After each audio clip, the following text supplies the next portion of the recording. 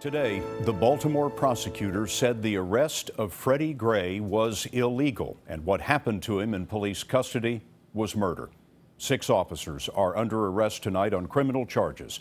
The most serious, murder, was filed against Caesar Goodson, the driver of the police van in which Gray allegedly suffered fatal injuries. He could get 30 years. Charges against the other 5 officers include involuntary manslaughter, assault, and false imprisonment. This evening, Gray's family called this a first step toward justice. And we'll begin our coverage with Jeff Pegues. Jeff? Scott, the officers who arrested Freddie Gray went to jail today. They were brought here to Central Booking in downtown Baltimore. In announcing the charges today, the prosecutor repeatedly scolded the 6 officers for failing to do enough to save a dying man.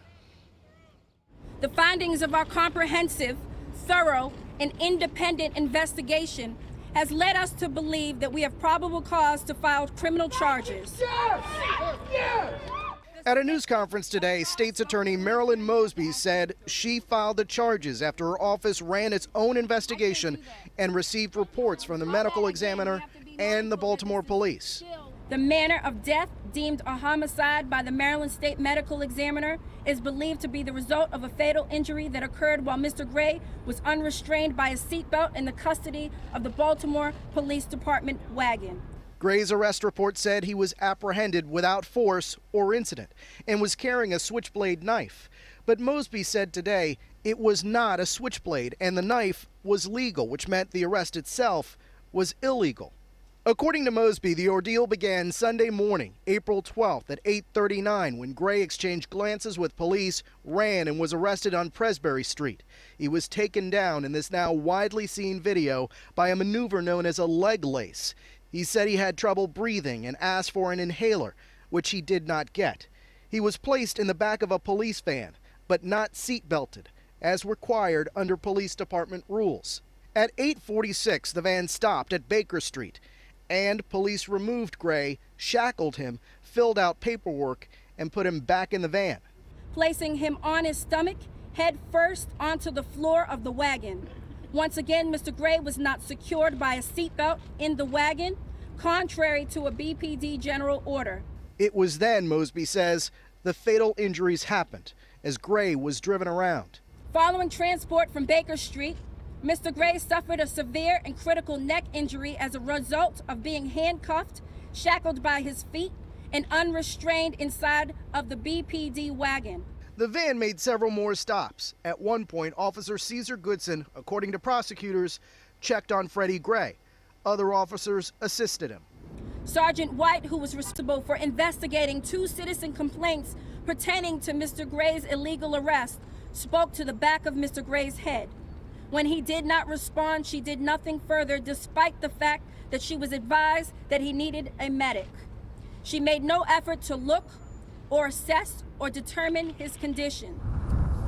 Gray finally arrived at the Western District Police Station after 9 a.m. Mr. Gray was no longer breathing at all.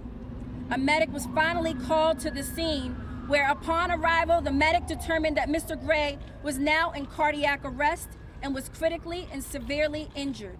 Gray died a week later. The most serious charges were leveled against Officer Goodson, the driver of the van.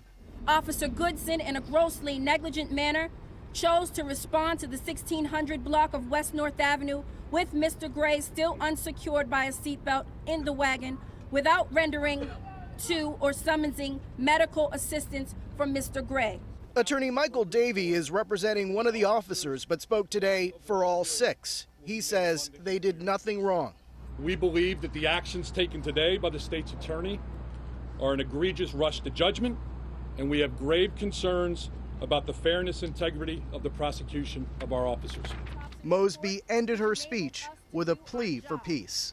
Last but certainly not least, to the youth of this city, I will seek justice on your behalf. This is a moment. This is your moment.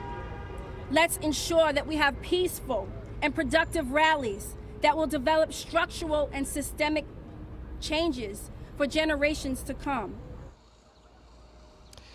If convicted, some of the officers could face decades behind bars, but Scott, Getting a conviction in a case like this could be difficult. A recent study shows that when an officer is charged, they are convicted at a lower rate than the rest of the public. Jeff Pegues in Baltimore for us tonight. Jeff, thank you.